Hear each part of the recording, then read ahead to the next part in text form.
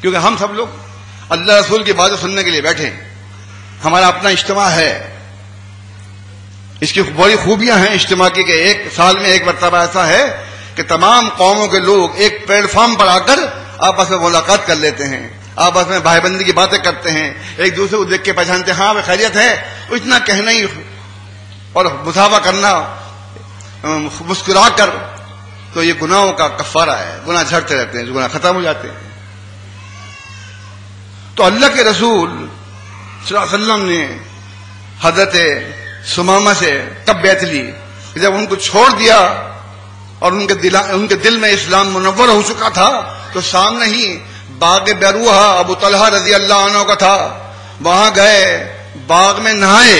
اس کا مطلب یہ ہے کہ ان کو ابھی خبر پہنچ چکی تھی, ورنہ غسل تو کافروں کو پتہ نہیں ہونا چاہیے نا.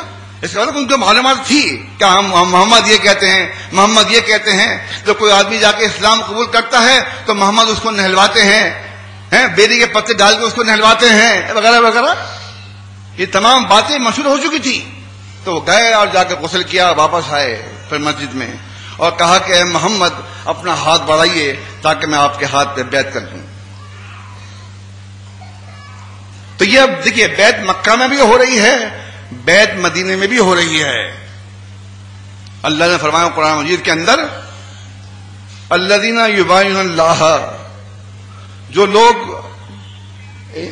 الذین یبایعونک انما یبایعون اللہ, اے رسول جو لوگ آپ سے بیعت کر رہے ہیں در حقیقت وہ اللہ سے بیعت کر رہے ہیں.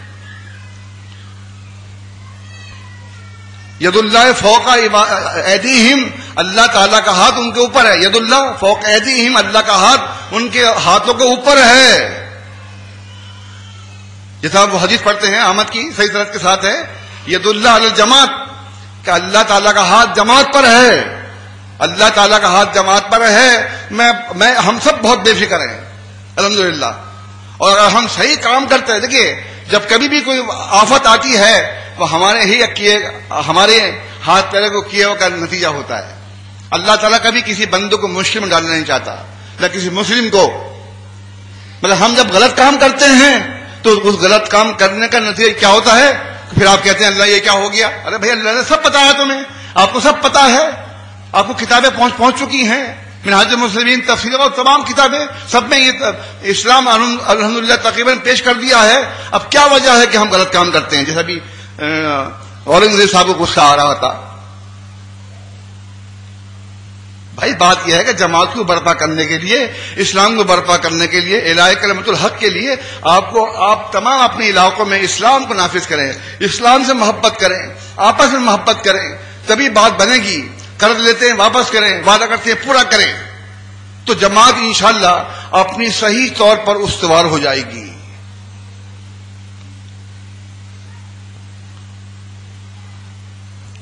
تو حضرت سمامہ بن اسال رضی اللہ عنہ نے آپ کے ہاتھ پہ بیعت کر کے یہ ثابت کر دیا کہ اگر ہم بھی خاموش تبلیغ کرنا چاہتے ہیں تو ہمارے بال پٹھے, ہماری داڑھی پوری, ہماری گفتگو میں بہتری.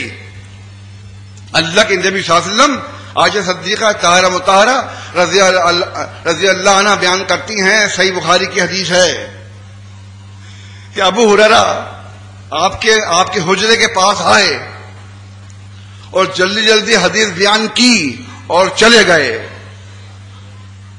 عائشہ صدیقہ رضی اللہ عنہ نے کہا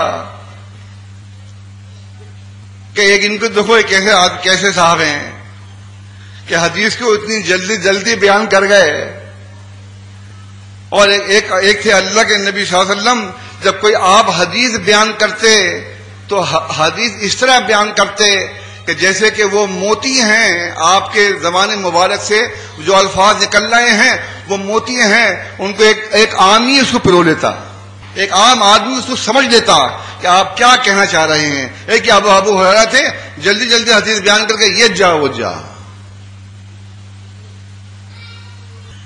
تو مطلب بات یہ ہے کہ اللہ تعالیٰ نے فرمایا الذین یبایعونک, اے رسول جو آپ سے بیعت کر رہے ہیں, انما یبایعون اللہ, وہ در حقیقت اللہ سے بیعت کر رہے ہیں.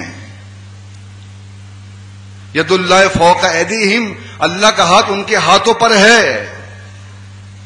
فمن نکسا، جس شخص نے بیعت کو توڑ دیا، فإنما ينكسو على نفسه، تو اس نے اپنے ہی نفس کا نقصان کیا. فمن اوفا، اور جس نے اس بیعت کو پورا کیا، بما عہد علیہ اللہ، جس نے اس بیعت کو پورا کیا جو اس نے عہد کیا ہے، سیوتی ہی اجر عظیمہ، تو ان قریب اللہ تعالیٰ ان کو اجر عظیم عطا فرمائے گا. جو لوگ بیعت کرتے ہیں، خواہ نبی کے ہاتھ پہ بیعت کری ہے، خواہ امیر کے ہاتھ پہ بیعت کی ہے، خواہ خلیفہ کے ہاتھ پہ بیعت کی ہے، ان سے بیعت کرنے کے بعد انہوں نے اپنے آپ کو بیچ دیا. بایا یبایع مبایا، تم مانے کیا ہے؟ باہم خرید و فروخت کرنا. بیعن مانے بیچنا اور خریدنا، لغت ازداد. تو معلوم یہ ہوا آپ کی بیعت کرنا اللہ کی بیعت کرنا ہے. صحابہ اکرام کو یہ بات کہ یعنی بیعت رضوان کا ذکر کر رہا ہوں آپ سے میں، بیعت رضوان جو آپ نے مدینہ منورہ کے موقع پہ لی. تو یہ جگہ جگہ بیعتیں کیوں ہو رہی ہیں؟ کیا ان کی کوئی ضرورت نہیں ہے؟ نہیں، ان کی اہمیت تھی تو بیعت ہو رہی ہے. ایک اور جگہ فرمایا اللہ تعالیٰ نے، یا ایھا النبی اذا جاءک المؤمنات یبایعنک، اے نبی جب مومنات عورتیں آپ کے پاس بیعت کرنے کے لیے آتی ہیں، اللہ ان یشرکن باللہ شیئا، یہ بیعت اس چیز پر ہوگی کہ وہ عورتیں اللہ تعالیٰ کے ساتھ ذرہ برابر شرک نہیں کریں گی. یہ نہیں کہ موٹا موٹا شرک تو پکڑا جائے گا اور باریک باریک شرک معاف ہو جائے گا. نہیں، ذرہ برابر شرک جو ہے، ذرہ برابر وہ بھی شرک ہوگا، وہ بھی اس کی پکڑ ہوگی اللہ تعالیٰ کے ہاں. ولا یسرقنا، اور یہ چوری نہیں کریں گی. ولا یزنینا، زنا نہیں کریں گی. ولا یقتلن اولادہن، اور اپنی اولاد کو قتل نہیں کریں گی.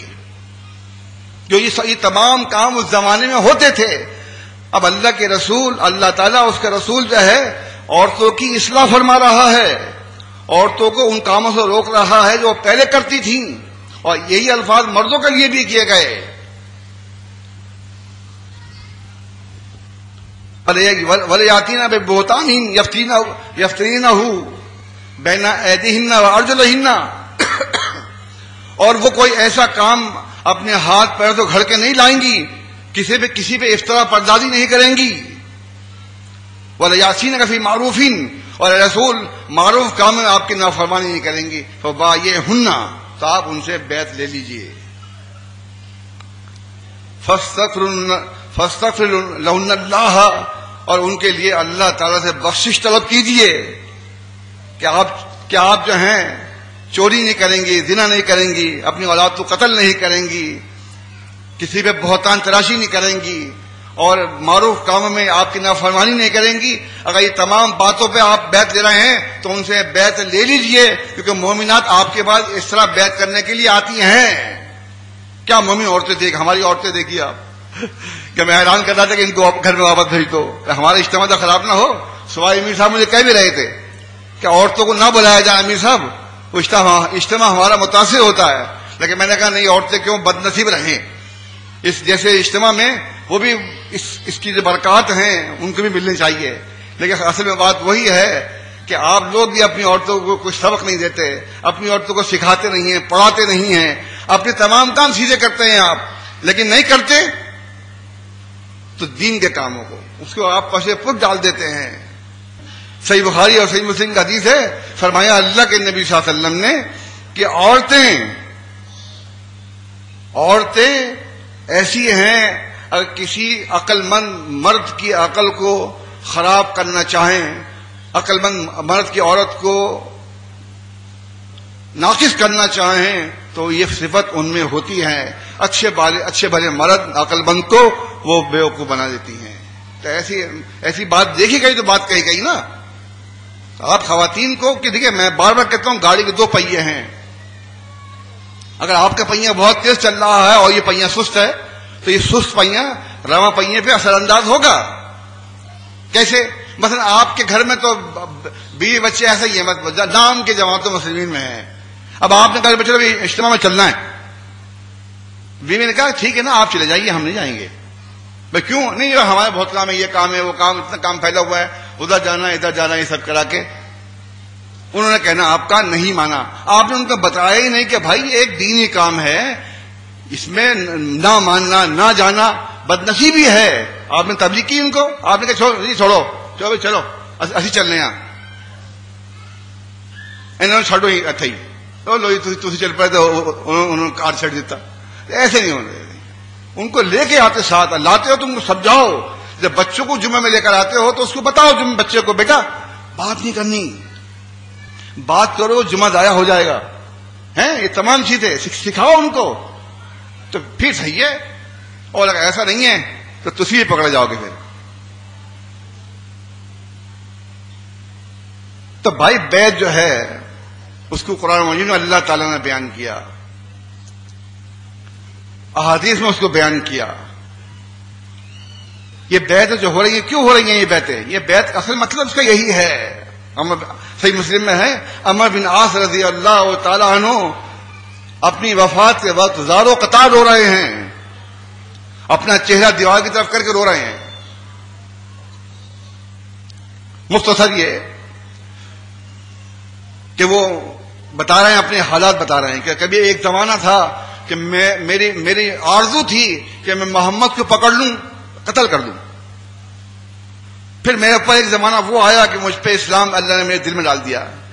جعل اللہ اسلام فی قلبہ، میرے قلب میں اللہ نے اسلام ڈال دیا، قلبی. تو یہ چیز اللہ کی طرف سے ہے، اسلام ڈالنا.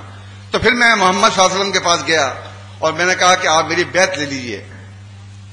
جب میں نے بیعت کے لیے ہاتھ بڑھایا اور آپ نے بھی ہاتھ بڑھایا تو میں نے ہاتھ اپنا پیچھے کر لیا. آپ نے فرمایا کہ اے عمر کیا ہوا تمہیں، تم نے بیعت کرنے کے لیے ہاتھ بڑھایا پیچھے کر لیا؟ سننے کی بات ہے. انہوں نے کہا کہ اللہ کے رسول صلی اللہ علیہ وسلم میں نے اس لیے ہاتھ پیچھے کر لیا تو اگر میں آپ کے ہاتھ پہ بیعت کر لوں گا تو جو میرے گناہ تھے پہلے وہ سب معاف ہو جائیں گے. آپ نے فرمایا کیا بات کی تم نے عمر بن عاص، تمہیں پتہ نہیں ہے جب آدمی حج کرتا ہے تو وہ پاک ہو جاتا ہے، اس طرح جیسے کہ ابھی وہ ماں کے پیٹ سے نکلا ہے. اگر آپ نے اپنے حلال پیسے سے اور جو حج ہے سنت کے مطابق کیا ہے، کیونکہ آپ جانتے ہیں کہ بیت اللہ کے اندر جو اس وقت چل رہا معاملہ، تاریخ میں فرق پڑتا ہے، وہاں تاریخیں غلط بیان کر دیتے ہیں، تمام لوگوں کا حج خراب کر دیتے ہیں. اس لیے ہمارے جو سری لنکا کے بھائی ہیں وہ اس بات پہ کافی مطلب سختی کرتے ہیں کہ نہیں تاریخ صحیح ہو تو جاؤ حج کرنے کے لیے. اور ہمارے ہاں 1 مہینے پہلے یا 20 دن پہلے وہ بس حج کے جو فارم ہیں وہ پر کر کے اور ان کو کہا جاتا ہے کہ آپ جا سکتے ہیں، آپ جا سکتے ہیں، آپ جا سکتے ہیں. اب بتائیے آپ، اب اگر وہاں پہ بعد میں اعلان کر دیا انہوں نے چاند کا غلط تو ہم کیا کریں اس موقع پر، کیا کریں بتائیے. لیکن ہمارے دیکھیے بات ایسا نہیں ہے، بعد ہمارے ہاں ایسے لوگ بھی ہیں الحمدللہ. اورنگی ٹاؤن سے چند لوگ 2-3 سال پہلے کی بات ہے، وہ جب حج کرنے کے لیے گئے تو وہاں پر تاریخ کا غلط اعلان کر دیا اور میں ان کو بتا رہا تھا. عائشہ بیگم بولی کہ ہم جا رہے ہیں، تو اگر انہوں نے اعلان کر دیا تو ہم کوئی نہ کچھ آپ سے مشورہ طلب کریں گے. میں کہا بھائی تمہیں کیا بتاؤں گا، میں تو کبھی گیا نہیں. بہرحال انہوں نے وہاں سے مجھے فون کیا، میں نے تمہیں اب ایسا کرو تم اپنا حج الگ کرو. کہ ہاں یہ تو ہو تو سکتا ہے کہ مشکل ہے. میں نے کوئی مشکل نہیں ہے. ہمارے جو پہلے لوگ جماعت کے یہاں رہتے تھے انہوں نے بتایا کہ ایسا کوئی دیکھنے والا نہیں ہے، آپ کر لیں، اللہ مدد کرے گا. ان تمام لوگوں نے حج کیا اپنا الگ، کیونکہ انہوں نے تاریخیں غلط اناؤنس کر دی، تاریخوں کو غلط اعلان کر دیا تو پھر حج کیسے ہوتا. تو یہ بڑی ہمت کی بات ہے کہ انہوں نے اپنا حج الگ کیا. تو یہ دیکھیں یہاں تک ہے الحمدللہ کہ جماعت المسلمین کے لوگ آپ جب جاتے ہیں تو 8-10 مل کے جایا کریں. اگر وہاں تاریخ غلط بیان کرتے ہیں تو آپ کو حج المسلمین موجود ہے، ضعیف ہے موضوع حدیث سے پاک، اس کو دیکھ کے آپ حج کر لیں، پھر کوئی بات نہیں ہے. پھر میں آپ کو نہیں روکتا، لیکن ہے یہ مشکل کام، تھوڑا دھیان سے ذرا. تو عمر بن عاص رضی اللہ تعالیٰ عنہ سے آپ کو مطلب مختصر یہ، کیونکہ وقت بہت تیزی سے چل رہا ہے، مختصر یہ ہے کہ ان کو یہ خطرہ تھا کہ اگر میں نے بیعت کر لی، کیا اس کے بعد میرے گناہ معاف ہوں گے نہیں ہوں گے. تو آپ نے فرمایا جب تم حج کر لیتے ہو تو اسی میں گناہ معاف ہو جاتے ہیں. اور جب تم بیعت کر لو گے اسلام کی تو تمہارے تمام گناہ منہدم ہو جائیں، ختم ہو جائیں گے. اس طرح عمرو بن عاص رضی اللہ عنہ سے بیعت کی. ایسی متعدد بیعتیں آپ کو دکھائی دے رہی ہیں، تمام بیعتیں ایسی اس طرح چل رہی ہیں. تو اب بات آ جاتی ہے کہ بیعت جو ہے خلیفۃ المسلمین لے گا جو صاحب اقتدار ہے. مختصر 2 جملوں میں ختم کرتا ہوں. بھئی بات یہ ہے کہ آپ یہ بتائیے نا کہ خلیفۃ المسلمین بیعت کیوں لیتے تھے؟ آپ بتائیں نا کیوں بیعت لیتے تھے؟ اس لیے کہ سنت سے ثابت چلی آ رہی تھی. اللہ کے نبی صلی اللہ علیہ وسلم نے مکی زندگی میں بیعت لی، مدینے کے موقع میں بیعت لی، اور آخر تک آپ بیعتیں لیتے رہے اور اسی حال میں چھوڑا آپ کو. اب جو نیا خلیفہ آئے گا یا امیر آئے گا تو اس کی بیعت بھی ہوگی جس طرح کہ ابوبکر صدیق رضی اللہ عنہ کی بیعت ہوئی ہے. کیونکہ میں نے جو آپ کو مکی زندگی کا حال بتایا وہ اس لیے بتایا کہ اقتدار اور حکومت کے بغیر، طاقت کے بغیر بھی اللہ کے نبی صلی اللہ علیہ وسلم نے اسلام کی بیعت بھی لی ہے اور سماع و طاعت کی بیعت بھی لی ہے. لہذا ان کا یہ مفروضہ ہی بیکار ہو گیا، بیکار ہے. آپ بیعت جو ہیں امیر جو بیعت لیتا مرکزی، یہ کوئی بات نہیں ہے. احمد کی صحیح حدیث ہے، اللہ کے رسول صلی اللہ علیہ وسلم نے عمر بن خطاب رضی اللہ عنہ کو بھیجا کہ جاؤ عمر عورتوں کی بیعت لے آؤ. عمر بن خطاب گئے اور کہا کہ ایھا النساء، یا فرمایا آپ نے یا معاشر النساء، ہے عورتوں کی جماعت، میں اللہ کے رسول صلی اللہ علیہ وسلم کا قاصد ہوں، مجھے انہوں نے بھیجا ہے آپ کی بیعت لینے کے لیے، تو کیا تم مجھ سے میرے ہاتھ پر بیعت کرنے کو تیار ہو؟ انہوں نے کہا کہ اے قاصد رسول اللہ صلی اللہ علیہ وسلم، جب اللہ کے نبی نے آپ کو بھیجا ہے تو کیا امر مانے ہے کہ ہم آپ کی بیعت نہیں کریں گے؟ ہم آپ کی بیعت کرنے کو تیار ہیں کیونکہ آپ کو نبی علیہ السلام نے بھیجا ہے. تو اس طرح بیعتوں کا چرچا چلا آ رہا ہے، بیعتیں ہو رہی ہیں. تو آج جو بیعت ہے امیر کی بیعت، اگر کبھی کسی زمانے میں مسعود صاحب تھے تو وہ بھی وہ سوئی کے مانند ہیں، وہ بھی اکیلے تھے اور تبلیغ کرتے رہے، کوٹ روڈ کی مسجد میں درس دیتے تھے. وہ ایک دن اللہ تعالیٰ نے ان کے دل میں ڈالا کہ بہت ہو گئی، اہل حدیث میں رہ کے ہم تبلیغ نہیں کر سکتے، ان کو بہت سمجھائے، مانتے نہیں ہیں. انہوں نے اعلان کر دیا اس دن کہ تلزموا جماعت المسلمین و امامہم. صحیح بخاری اور صحیح مسلم کی حدیث یہ کہتی ہے کہ جماعت المسلمین جماعت حق کا ہے، اس سے لزوم فرض ہے. اہل حدیث نام کا ثبوت نہیں ملتا، لہذا آج میں اعلان کر رہا ہوں. تو وہاں نوجوانان نے شور غل کیا اور کہا کہ مسعود صاحب کو یہاں سے نکال دو، کیونکہ مسعود صاحب تو خود ہی اب نکلنے کو تیار تھے. انہوں نے کہا کہ دیکھو بھائی سن لو، جو میرے ساتھ چلنے کو تیار ہے وہ نکل آئے. کیونکہ میں تو اس وقت تھا نہیں، لیکن مجھے امیر صاحب نے بتایا، مسعود صاحب رحمۃ اللہ علیہ نے، ان کے ساتھ تقریباً 10-11 آدمی ان کے ساتھ نکل آئے. پھر مسئلہ یہ کھڑا ہوا کہ امیر کون بنے؟ مسعود صاحب نے کہا میں نہیں بنوں گا، آپ بتاؤ. انہوں نے کہا جی میں نہیں بنوں گا. تو یہ بات طے ہوئی کہ قرآن دازی کرتے ہیں، جس کا قرآن نکل آیا وہ امیر بن جائے گا. اس پہ سب نے اتفاق کیا، قرآن ڈالے نکالا تو مسعود صاحب کو قرآن نکلا. لہذا وہ جماعت المسلمین کے امیر بن گئے 8-10 آدمیوں پر. یہ بالکل وہی ہے اخرج شط آہو کہ وہ سوئی نکالی، فآذرہ واستقلد واستوى علی سوقہ. اب آپ دیکھیں ماشاءاللہ جماعت المسلمین میں ہزاروں آدمی پاکستان میں ہے، بنگلہ دیش میں ہے، ہندوستان میں ہے، سری لنکا میں ہے. یہ تینوں بیرون شاہ کے ہماری بڑی ہیں.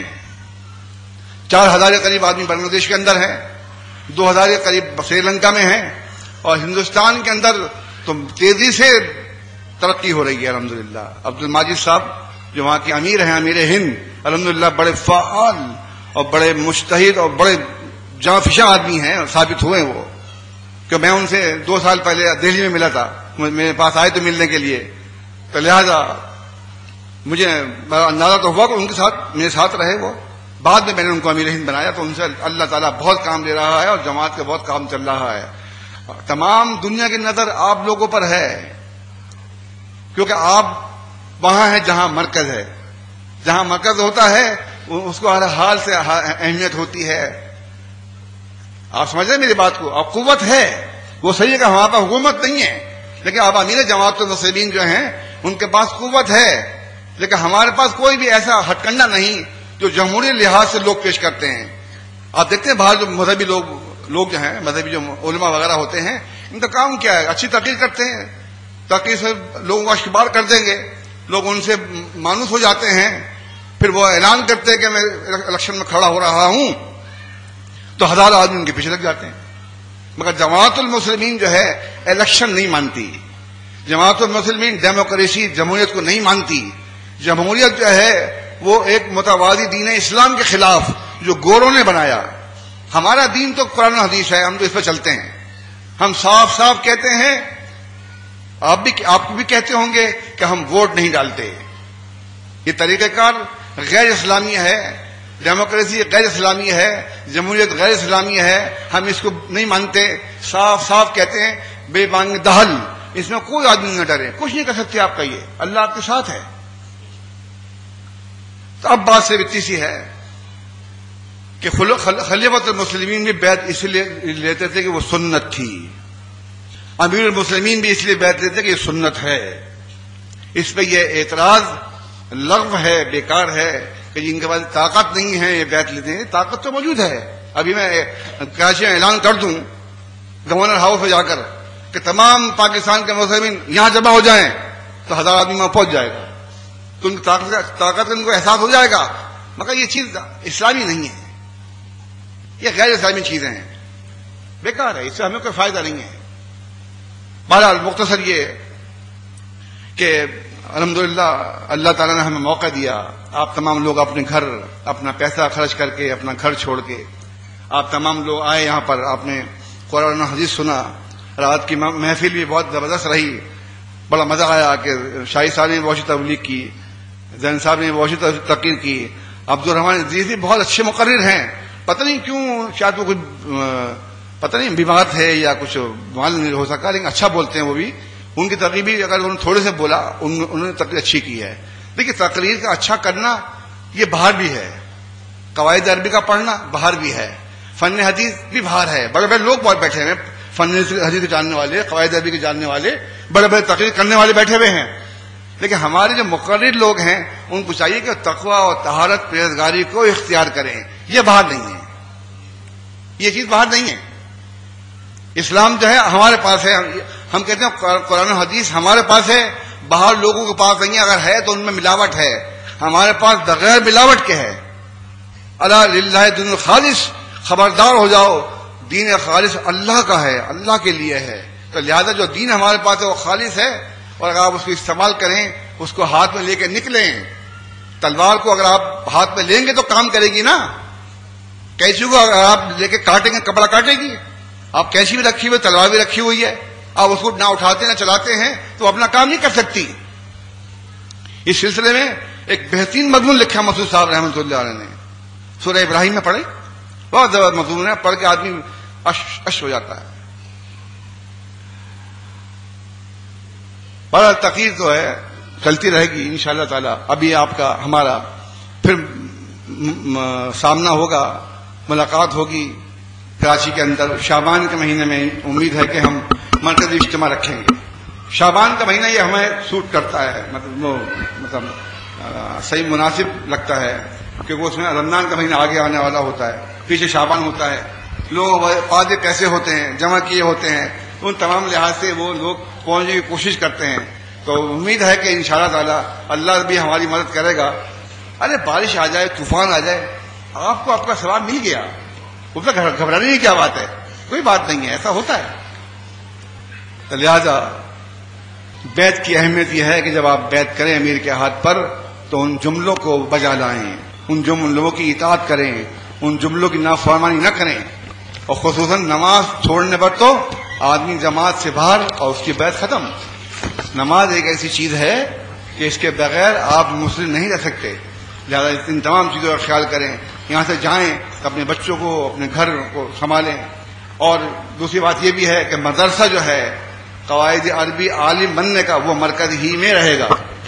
وہ کسی شاپ کو اجازت نہیں ہے کہ وہ اپنے ہاں عالم بننے والا مدرسہ کھولیں. نہیں، ان کو حفظ کرا لیں، نازہ پڑھا لیں، ویسے کورس کر لیں فقیر کا، لیکن جو عالم بنانے کا جو شعبہ ہے وہ مرکز کے پاس رہے گا.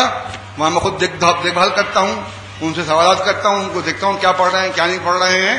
سمجھے نا، یہ چیز جو ہے یہ بہت ضروری ہے. تو اس کو میں تھوڑا سا ہوتا ہوں تو میں کر لیتا ہوں، ورنہ میں کیسے کروں گا اگر آپ کو کھولتے ہیں.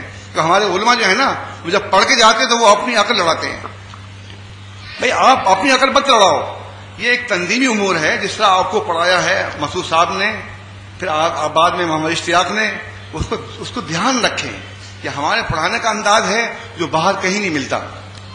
آپ دیکھیے نا، میں نے کتنے علماء کو دیکھا ہے ہمارے یہاں آ کے دیکھتے ہیں اور خود کہتے ہیں تمہاری پڑھائی بڑی اسٹرانگ ہے، بہت اچھی ہے کہ آپ قواعد عربی پڑھاتے ہیں، قرآن شریف پڑھاتے وقت بھی پڑھاتے ہیں، حدیث صحیح بخاری پڑھتے وقت بھی پڑھاتے ہیں. تو اس طرح سے امید ہے کہ آپ اپنے لڑکوں کو، اپنے بچوں کو اس کا شوق دلائیں. جیسے رات کو بتایا شاہد علی صاحب نے کہ ہم اور تمام چیزوں میں بچوں کو شوق دلاتے ہیں، نہیں دلاتے تو جماعت کے بارے میں، اسلام کے بارے میں ہماری تمام کتابیں لکھی موجود ہیں، ان کو کوئی پڑھتا نہیں ہے، تاکہ نسیہ کر دیا آپ نے ان کو. بہرحال اس سلسلے میں دھیان رکھیں اور کوشش کریں کہ اپنے گھر کو اسلامی ریاست بنائیں، خود عمل کریں اور دوسروں کو عمل کرائیں. وعدے کی پاسبانی، سچ بولنا، قرض لے کے واپس کر دینا. اگر آپ بھوکے ہیں اور کسی کا قرض نہیں لیا ہے تو وہ بہت اچھا ہے. اگر آپ بھوکے ہیں تو آپ بتائیں کہ امیر صاحب میں بھوکا ہوں، تو انشاءاللہ آپ کی مدد کی جائے گی. جماعت اتنی بھی کمزور نہیں ہے کہ آپ کا پیٹ نہ بھر سکے. جبکہ ہمیں پتہ ہی نہ ہو تو ہم کیا کر سکتے ہیں بتائیے. تو آپ کا کام بھی ہے، آپ مجھے مطلع کریں، اپنے صوبائی امیر صاحب کو بتائیں، اپنے حلقے کے امیر کو بتائیں، ناظرین کو بتائیں، وہ ہمیں بتائیں گے تو انشاءاللہ تعالیٰ کوئی نہ کوئی اللہ تعالیٰ حل نکال دے گا. کیونکہ ٹائم اصل میں بہت زیادہ ہو گیا اور سوالات کے جوابات کا بھی ٹائم اس وقت نہیں رہا ہے. تو میں سمجھتا ہوں کہ اب اجتماع ختم کر دوں، یہی بہتر ہے. اب کو لوگ استغفر اللہ استغفر اللہ.